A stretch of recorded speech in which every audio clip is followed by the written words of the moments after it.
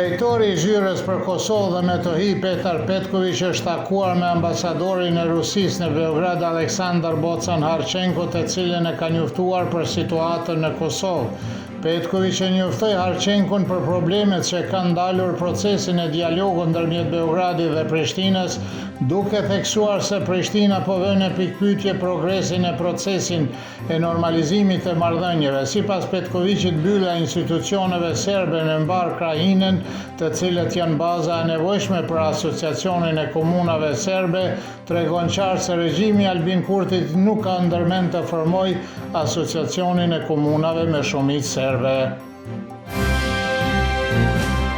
Ambasadori britanik në Kosovë Jonathan Hargreaves ka përmbledhur mesazhet e ministrit të jashtëm britanik David Lammy gjatë vizitës së tij në Kosovë dhe ka theksuar se Mbretëria e Bashkuar do të punojë për përparimin e dialogut ndërmjet Kosovës dhe Serbisë. Ai shtoi se mbështetjen e antarësimit e Kosovës në Këshillin e Evropës dhe shpreson që Kosova së shpejti t'i përmbush obligimet e mbetura, ndër të cilat është edhe formimi i asociacionit të komunave serbe. Sekretari i përgjithshëm i NATO-s Mark Rutte tha se çështja e Ballkanit Perëndimor mund të jetë një nga temat e takimit dyditor të ministrave të punës të jashtme të vendeve anëtare të NATO-s, i cili fillon sot në Bruksel, dhe tema kryesore të cilit është Ukraina. Një nga aleatët tanë mund të ngrejë gjithashtu këtë çështje, siç e dini, unë vizitova së fundmi Sarajevën dhe Prishtinën. Ne jemi të përkushtuar të sigurojmë që Ballkani Perëndimor të mbetet i qëndrueshëm dhe i sigurt, tha Rutte. Historiani Aleksandar Guxhić thotë se Albin Kurti nuk ka potencial koalicioni, por dhe se ka humbur mbështetjen e një pjese të bashkisë ndërkombëtare, prandaj vështirë se do t'ia dalte jetë në krye të qeverisë tretë të Kosovës. Analisti Petar Donić është i mendimit se politika e Kurtit po përballet me rezistencën brenda Kosovës, por edhe në perëndim, prandaj do të ketë vështirë të gjejë aleat për të formuar qeverinë për të tretën herë.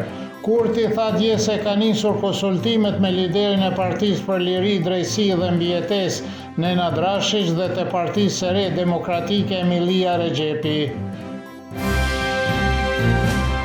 Kryetaria e Lidhjes Social-Demokrate Duda Bayle, pas takimit të sotëm me Albin Kurtin, ka deklaruar se i ka paraqitur liderit të vetëvendosjes kërkesat e partisë së saj, por nuk ka marrë konfirmim se ato do të përmbushen. Ajo ka deklaruar vazhdimisht se është në kërkim të formimit të komunave bosnjake dhe një forme thelbësore të sistemit arsimor.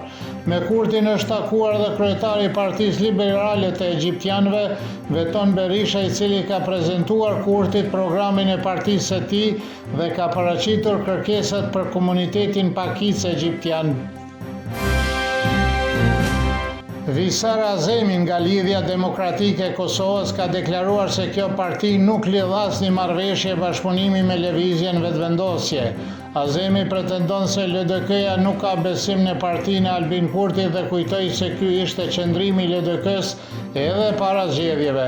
Sekretaria e përgjithshme e Partisë Demokratike të Kosovës Lora Çitaku thotë se partia nuk do të bashkëpunojë me vetëvendosjen për formimin e qeverisë së re, sepse një koalicion i tillë në thelb është i pamundur. Prindërit e komuniteteve pakicë në veri të Kosovës prej muajsh nuk kanë marrë shtesat për fëmijë nga sistemi i mbrojtjes sociale të Kosovës dhe kërkesat e paqarta për verifikimin shtesë kanë shkaktuar konfuzion dhe pakënaqësi. Edhe pse shumica kanë dorëzuar dokumentet e kërkuara, nuk kanë marrë përgjigje. Një intervistë për Kosovën Online, nëna dy fëmijëve Ines Alović Mihajlović thotë se nuk ka asnjë shtesë për fëmijët që nga gushti i vitit të kaluar dhe rikujtoi se sipas ligjeve të Kosovës e drejta për shtesat e fëmijëve është e garantuar për çdo person të lindur në Kosovë. Federata e Futbollit të Serbisë ka bërë të ditur se Unioni Evropian i Futbollit, i cili është organizuar në Kongresin e UEFA-s në Sava Qendër të Beogradit, ka bërë një gabim dhe ka theksuar se sot në Beograd nuk ka flamur të Kosovës. I kërkojmë falje çdo qytetari dhe çdo pjesëtari të komunitetit ton, veçanërisht popullit ton në Kosovë dhe Metohi, të cilët u mërzitën dhe u lënduan nga lëshimi i organizatorit, i cili u korrigjua menjëherë pas reagimit ton, thuhet në deklaratë. Në Serbi të premten do të mbaj mot kryesisht i vrat ko pas kohë me reshe, shiu dhe bubullima, ndërsa në veri të vendit gjatë ditës do të mbaj mot i thatë dhe me diell. Do të fryjë dop deri mesatare veriore dhe veri lindore. Temperatura mëngjesi do të sillet nga 2 deri në 8, kurse ajo maksimale ditore nga 14 deri në 18 gradë Celsius.